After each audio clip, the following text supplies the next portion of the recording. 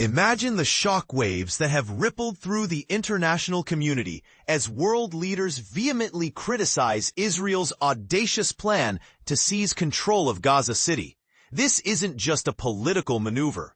It's a move that has sparked a global outcry, with leaders from around the world expressing their dismay and concern. But here's where it gets controversial. While some see this as a necessary step to ensure Israel's security, others view it as a dangerous escalation that could plunge the region into further chaos. Let's dive into the details and explore the multifaceted reactions to this pivotal decision. Israel's security cabinet has greenlit a plan to take over Gaza City, a move that has sent shockwaves through the international community. Prime Minister Benjamin Netanyahu has been clear about his intentions, stating that Israel aims to free Gaza from Hamas, but he insists that this does not equate to occupying the territory. However, the international community is not convinced. The plan has drawn sharp criticism from world leaders, Israel's military chief, and even hostage families.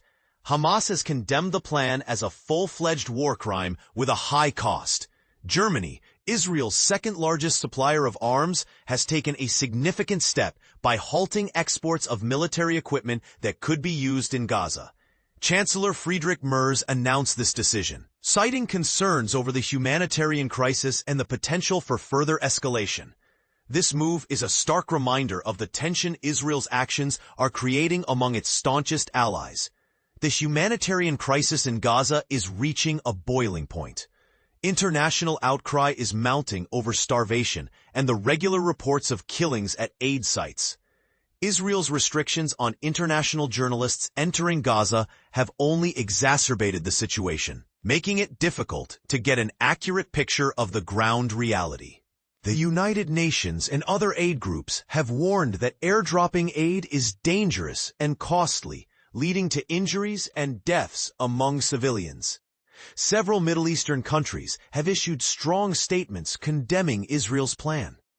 Saudi Arabia's Ministry of Foreign Affairs described Israel's actions as beastly conduct and ethnic cleansing. The UAE and Qatar have also called for firm opposition to Israel's violations of international humanitarian law. All three countries have reaffirmed their support for a two-state solution. A satellite image captured by Planet Labs shows dozens of military vehicles near Israel's Nahal Oz crossing into Gaza, just 2 miles from Gaza City. This staging location is significant after the Israeli cabinet approved plans to capture the city over the next 5 months. The photo reveals over 100 vehicles parked in a depot near the border crossing, surrounded by defensive berms. The father of hostage Itay Chen has expressed his frustration, stating that the Israeli security cabinet's approval to take full control of Gaza City shows where the government's priorities lie. He emphasized the need to bring remaining hostages home and start the rehabilitation of the country. Former Israeli Prime Minister Ehud Olmert has also criticized the plan, warning that it will endanger lives and increase the number of crimes in the enclave. France, Ireland, and Canada have all criticized Israel's plans, with France condemning the move in the strongest terms. Ireland, which formally recognized Palestinian statehood in May 2024, has called for a peaceful resolution based on a two-state solution. Canada's Prime Minister Mark Carney has expressed concern that the decision will not contribute to the humanitarian situation in Gaza and will put the lives of the hostages at greater risk. UN Secretary-General Antonio Guterres has expressed grave alarm over Israel's decision, warning that it risks deepening the already catastrophic consequences for millions of Palestinians. He has called for a permanent ceasefire, unimpeded humanitarian access across Gaza, and the release of the remaining hostages. The families of hostages held by Hamas in Gaza held a Shabbat dinner outside the home of Israel Katz, Israel's defense minister, to protest the Security Cabinet's approval of a major expansion of its military campaign. The protesters, including some released hostages, stood around an empty table with photos of the missing hostages, highlighting the government's failure to bring many of them home nearly 2 years after their abduction. Yair Horn, who was released after nearly 500 days in Hamas captivity, shared his family's struggle to celebrate Shabbat while his brother Eitan remains in Gaza. He emphasized that until every one of the hostages returns, he won't have a real Shabbat meal. Hostage families have long urged the government to agree to a hostage and ceasefire deal with Hamas. But the Security Cabinet's approval of a plan to occupy Gaza City has further dashed their hopes. Netanyahu has clarified that Israel does not intend to fully occupy Gaza, stating that the goal is to free Gaza from Hamas. However, this clarification comes after widespread backlash from Israel's allies, who have expressed concern over the potential for further escalation and the humanitarian crisis in Gaza.